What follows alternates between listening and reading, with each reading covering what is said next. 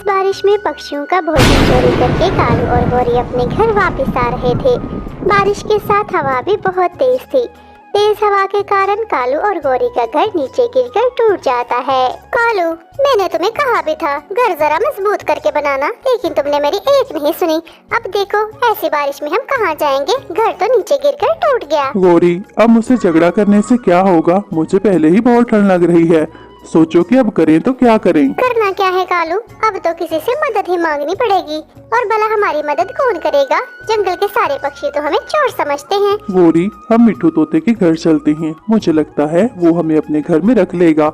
उसका घर तो थोड़ा बड़ा भी है ना। ऐसा कहते हुए कालू और गौरी मिट्टू तोते के घर की तरफ चले जाते हैं। मिट्टू तोते, मेरे सुंदर भाई, प्लीज अपने घर का दरवाजा खोलना।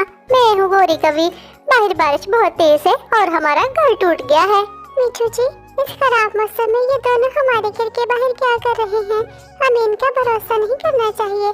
आज इन्होंने हमारा भोजन चुराया था, क्या पता अब ये मेरा अंडा चुराने आए हूँ। तुम ठीक कह रही हो हरियाली, ये कौवे बिल्कुल भी भरोसे के लायक नहीं है। मैं दरवाजा नहीं खोलने वाला, तुम भी चुप करके बैठे रहो। कालू, हम कब से इनका दरवाजा खटखटा रहे हैं, लेकिन ये दोनों तो दरवाजा खोलने का नाम ही नहीं ले रहे। गौरी, मुझे लगता है मिट्टू को मालूम पड़ गया है कि उसका भोजन आज हमने चुराया था।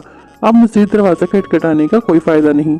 मैं तो कहता हूँ चलो रानू चिड़िया के घर चलते हैं। वो बहुत दयालु है, हो ना हो वो हमारे लिए अपने घर का दरवाजा जरूर खोलेगी। फिर कालू और गौरी उड़ते हुए रानू चिड़िया के घर की तरफ चले जाते हैं। रानू चिड़िया, मेरी बहन, प्लीज अपने घर का दरवाजा खोलो। बाहर बारिश बहुत तेज है। मैं और गौरी बुरी तरह से भीग रहे हैं और हमें ठंड भी बहुत ज्यादा लग रही है। कालू और गौरी की किस्मत इस बार तो अच्छी थी। उनकी आवाज सुनते ही रानू चिड़िया अपने घर का दरवाजा खोल देती है। कवि भैया, गौरी बहन, क्या हुआ? इतने खराब मौसम में आप अपने घर से क्यों निकले हो? हाय, घर से कहाँ निकले हैं चिड़िया, हमारा तो घर ही टूट गया है। कालू ने घर मजबूत करके जो नहीं बनाया था। रानो बहन, भला हो तुम्हारा जो तुमने हमारे लिए अपने घर का दरवाजा खोल दिया। हम पहले मिट्टू तोते के घर गए थे, लेकिन उसने अपने घर का दरवाजा नहीं खोला। मैंने तो अपना घर बहुत मजबूत करके बनाया था, लेकिन देखो ना, हवा भी तो कितनी तेज है। इस तेज हवा के कारण घर टूट गया। भला इसमें मेरा क्या कसूर है? कोई बात नहीं कवि भैया, ये घर भी तो आपका ही है। आप जब तक अपना नया घर नहीं बनाते, आप यहाँ आराम से रह सकते हैं। ऐसे ही कुछ दिन बीत जाते हैं, लेकिन कालू और गौरी को अपना घर बनाने की कोई फिक्र न थी। रानो, कितने ही दिन बीत गए हैं, वो कौवे तो यहाँ से जाने का नाम ही नहीं ले रहे। अपना घर बनाना तो दूर, अभी तक उन्होंने अपना घोंसला भी नहीं बनाया। मैं बता रहा हूँ, मैं उन्हें मजीद अपने घर में रहने नहीं दूंगा। एक घोंसले में हम तीनों कितनी मुश्किल से सोते हैं, उन्हें खुद ख्याल होना चाहिए इन बातों का। जी, बात आपकी बिल्कुल ठीक है, लेकिन अब हम उन कौवों से क्या कहें कि वो हमारे घर से चले जाएं? ऐसे तो अच्छा नहीं लगता, वो हमारे मेहमान हैं। मैं तो कहती हूँ आप उनसे कोई भी ऐसी बात ना कीजिएगा जिनसे उनके दिल को बुरा लगे। देखो रानो, मैं जानता हूँ तुम दिल की बहुत अच्छी हो, हमेशा दूसरों का ख्याल करती हो, लेकिन मैंने अपने पूर्वजों से सुना है ये कौवे कभी भी भरोसे के लायक नहीं होते। दूसरी तरफ वो कौवे तो जंगल से मीठे फल तोड़कर खा रहे थे, उन्हें अपना घर बनाने की कोई भी फिक्र नहीं थी। गौरी, वैसे चिड़िया का घर कितना आरामदेह है ना। हमें तो भोजन भी ढूंढने नहीं जाना पड़ता। नरम नरम घोंसले में बैठे बिठाए खाने के लिए भोजन भी मिल जाता है। हाँ कालू, वैसे कल मैं भी यही बात सोच रही थी, मुझे भी चिड़िया के जैसा घर बना कर दो जो बिल्कुल आरामदेह हो। गौरी, जब चिड़िया का घर है तो फिर अपना क्यों बनाना? मैं तो कहता हूँ हम चिड़िया से उसका घर छीन लेते हैं। हाय कालू, तुमने तो मेरे दिल की बात कर ली, लेकिन ये तो बताओ कि हम चिड़िया से उसका घर छीनेंगे कैसे? गौरी, मेरे पास एक योजना है। फिर कौवा और कवि चिड़िया से घर छीनने के लिए एक योजना बनाते हैं। योजना बनाकर कालू कौवा जंगल से जहरीला फल लेने चला जाता है। तुम यार यहाँ बैठे क्या कर रहे हो? ये लो, ये मीठा फल खा लो। मुझे 2 मीठे फल मिले थे, एक मैंने खा लिया, एक तुम खा लो। तुम्हें भी तो भूख लगी होगी ना? हाँ कालू, सुबह से भोजन के लिए मारे मारे फिर रहा हूँ, लेकिन खाने के लिए कोई भी चीज नहीं मिली। भला हो तुम्हारा जो तुमने मुझे ये मीठा फल दे दिया। ऐसे कहते हुए टुन्नू चिड़ा वो मीठा फल खाने लगता है। टुन्नू चिड़े ने अभी थोड़ा ही मीठा फल खाया था कि उसकी मौत हो जाती है। मर गया, ये तो गया काम से। अब मुझे और गौरी को चिड़िया का घर हथियाने से कोई नहीं रोक सकता। टुन्नू चिड़े को जहरीला फल खिलाने के बाद कालू कौवा तेज उड़ते हुए रानू चिड़िया के पास जाता है। रानू चिड़िया, मेरी बहन, तुम तो लुट गई, तुम तो बर्बाद हो गई। टुन्नू चिड़ा मर गया। मैं अभी अभी जंगल से गुजर रहा था कि मैंने देखा उसके पास एक जहरीला फल पड़ा हुआ था। लगता है वो जहरीला फल खाने के कारण मर गया है। ये आप क्या कह रहे हैं कालू भैया? भला ऐसे कैसे हो सकता है? टुन्नू जी हमें छोड़कर नहीं जा सकते। रानू चिड़िया, मेरी बहन, सब्र करो, संभालो खुद को। मामा जी, ये कौवे अंकल आपसे क्या कह रही हैं? क्या इन्होंने आपको डांटा है जो आप इतनी जोर जोर से रो रही हैं? नहीं गुड़िया बेटी, इन कौवे अंकल ने मुझे कुछ भी नहीं कहा। मैं तो आपके पापा की वजह से रो रही हूँ। आपके पापा हमें छोड़कर चले गए हैं। ऐसे ही कुछ समय बीत जाता है। चिड़िया का गम अब थोड़ा कम हो चुका था। एक दिन रानू चिड़िया अपनी बेटी गुड़िया के साथ भोजन ढूंढकर अपने घर वापस आ रही थी कि कालू और गौरी उसका रास्ता रोक लेते हैं। क्या बात है कालू भैया, पीछे हटें, मुझे घर के अंदर जाने दें। घर के अंदर कहाँ जाने दूं छोटी चिड़िया, आज से ये घर हमारा है। हाँ छोटी चिड़िया, अपनी बेटी को साथ लो और यहाँ से दफा हो जाओ। आधा हमारे घर की तरफ रुख मत करना, वरना मार मार कर तुम्हारी और तुम्हारी बेटी की टांगे तोड़ देंगे। ये आप दोनों को अचानक से क्या हो गया है और आप मेरे साथ किस तरह से बात कर रहे हैं? ये घर मेरा है, आप मुझे इसके अंदर जाने से कैसे रोक सकते हैं? ये घर तुम्हारा था, लेकिन अब ये तुम्हारा नहीं है।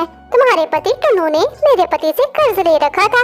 जब वो कर्ज नहीं चुका पाया तो उसने ये घर कालू के नाम कर दिया था। हमें तो तुम्हें ये बात पहले ही बता देनी चाहिए थी, लेकिन क्या करते, बस तुम्हारा दिल न दुखे इसीलिए नहीं बताया। हमारे पास इस घर के कागज भी हैं, दफा हो जाए यहाँ से। कालू और गौरी की ऐसी बातों से रानू चिड़िया बहुत परेशान होती है। वो उड़ते हुए बंटी कबूतर और मिठू तोते के पास चली जाती है। तोते भैया, कबूतर भैया, प्लीज मेरी मदद करें। वो दोनों कहते हैं कि उनके पास घर के कागज हैं और टुन्नू जी ने उन्हें घर बेच दिया था, जबकि ये झूठ है। मेरे पति मुझसे कभी कुछ नहीं छुपाते थे। रानू चिड़िया, अगर उन दोनों के पास घर के कागज हुए फिर तो हम भी कुछ नहीं कर पाएंगे। मिठू तोते, मैं तो कहता हूँ तुम उन दोनों के पास जाओ। गौरी कभी मुझसे तो बहुत बदतमीजी करती है, जब भी देखो मुझे गंदी आंखों वाला कहती रहती है। मैं तो कहता हूँ जाओ, देखो सच में उनके पास घर के कागज हैं या वो झूठ बोल रहे हैं। चिड़िया की फरियाद सुनते हुए तोता कबूतर की बात मानकर कालू और गौरी के पास चला जाता है। मोटी चोंचों वाले, उस दिन जब हम बारिश में भीग रहे थे तो तुमने अपने घर का दरवाजा नहीं खोला था और आज घर की वेरिफिकेशन करने आ गए हो। टांगे तोड़ दूंगी तुम्हारी, दफा हो जाओ यहाँ से। गौरी कभी मेरे साथ बदतमीजी न करो, मैं तुमसे झगड़ने नहीं आया, मैं कालू से घर के बारे में पूछने आया हूँ। कालू, क्या सच में तुम्हारे पास इस घर के कागज हैं? अगर हैं तो मुझे भी दिखाओ ना। मोटी चोंच वाले, हम तुम्हें कागज क्यों दिखाएं? तुम इस जंगल के पटवारी हो क्या? तोते, ये लो घर के कागज, अच्छी तरह से देख लो, हम दोनों झूठ नहीं बोल रहे। उन्होंने सचमुच ये घर मेरे नाम कर दिया है। उसने मेरे से एक भारी भरकम कर्ज जो ले रखा था। मिठू तोता घर के कागज अच्छी तरह से देखता है और फिर वहाँ से चला जाता है। चिड़िया, वो कौवे सच कह रहे हैं, मैं अपनी आँखों से देखकर आया हूँ। वो घर तो टुन्नू ने सचमुच कालू कौवे के नाम कर दिया है। मुझे लगता है टुन्नू ने तुम्हें बताया नहीं था। मिठू तोते, मेरा विश्वास करें, ऐसा नहीं हो सकता। टुन्नू जी ने आज दिन तक कभी मुझसे कुछ नहीं छुपाया था, फिर वो इतनी बड़ी बात भला मुझसे क्यों छुपाते? बात तो तुम्हारी ठीक है चिड़िया, लेकिन अब हम कुछ नहीं कर सकते, उसके पास सबूत है। तोते और कबूतर की बातों से रानू चिड़िया बहुत दिल बर्दाश्त हो जाती है।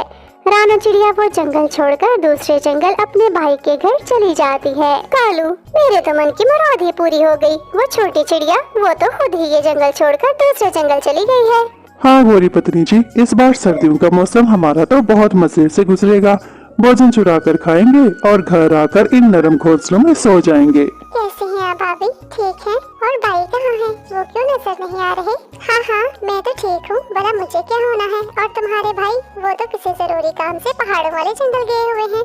तुम बताओ कैसे आना हुआ तुम्हारा? भाभी, वो कौवों ने मुझसे मेरा घर छीन लिया। मैं और मेरी बेटी बेआसरा थे, इसलिए हम आपके घर चले आए। रानू चिड़िया, तुम इतनी नन्ही पक्षी नहीं हो कि कौवों ने तुमसे तुम्हारा घर छीन लिया। यूँ कहो ना, सारा दिन तो तुम घर में टिकती नहीं थी, सैर सपाटे करती थी और पीछे से कौवों ने घर पर कब्जा कर लिया होगा। देखो रानो, मैं साफ साफ कह देती हूँ, हमारे घर में तो जगह बहुत कम है। हमारा तो घोंसला भी एक है, ऊपर से हमारे अंडे से बच्चा भी निकलने वाला है। तो बेहतर होगा कि अपने भाई के आने से पहले तुम अपने जंगल वापस लौट जाओ। क्योंकि मैं तुम्हें अपने घर में नहीं रख सकती। लेकिन भाभी, अभी तो रात होने वाली है। मैं अपनी छोटी बेटी के साथ इस समय कहाँ जाऊँगी? मुझे आज की रात यहाँ रहने दे, मैं कल सुबह होते ही निकल जाऊंगी। मुझे नहीं पता, तुम्हें सोच समझकर अपने जंगल से हमारे जंगल आना चाहिए था। मैं तुम्हें कह देती हूँ, अभी के अभी मेरे घर से निकल जाओ, वरना मुझसे बुरा कोई नहीं होगा। अपनी भाभी की ऐसी जली कटी बातें सुनकर रानू चिड़िया का मन बहुत दुखी हो जाता है। दुखी मन से रानू चिड़िया अपने भाई के घर से निकलती है और जंगल में रात गुजारती है। सारी रात माँ चिड़िया अपनी बेटी को अपने पंखों में छुपाती है, क्योंकि आधी रात के बाद सर्दी और भी बढ़ गई थी। मुश्किल रात के बाद आखिरकार सुबह हो जाती है। कालू और गोरी बड़े पेड़ पर बैठे अमरूद खा रहे थे कि तभी एक चील बहुत गुस्से में कालू और गोरी की तरफ आता है। चील गुस्से में कालू और गोरी पर हमला करके उन्हें बुरी तरह से मार देता है। कालू और गोरी के मरने की खबर पूरे जंगल में फैल जाती है। तभी बंटी कबूतर तेज उड़ते हुए रानू चिड़िया के पास दूसरे जंगल चला जाता है। रानू बहन, अपने जंगल वापस आने की तैयारी पकड़ लो। उन कौवों को उनके किए की सजा मिल गई है। उन कौवों को एक बड़े चील ने मार दिया है। इसका मतलब ऊपर वाले ने मेरा इंसाफ कर दिया है। गुड़िया बेटी, चलो अपने जंगल और अपने घर वापस चलें। फिर माँ चिड़िया अपनी बेटी गुड़िया के साथ एक लंबी उड़ान उड़ती है और अपने जंगल वापस आ जाती है। अपने जंगल और अपने घर पहुंचकर रानू चिड़िया अपनी बेटी गुड़िया के साथ अपना जीवन खुशी खुशी बिताने लगती है। प्यारे दोस्तों, याद रखें, बुराई का अंत हमेशा बुरा ही होता है। हमें कभी भी दूसरों के साथ बुरा नहीं करना चाहिए। प्यारे दोस्तों, इस वीडियो को लाइक करें, अपने दोस्तों के साथ शेयर करें और चैनल को सब्सक्राइब करना तो बिल्कुल भी नहीं भूलना। आप सबका धन्यवाद।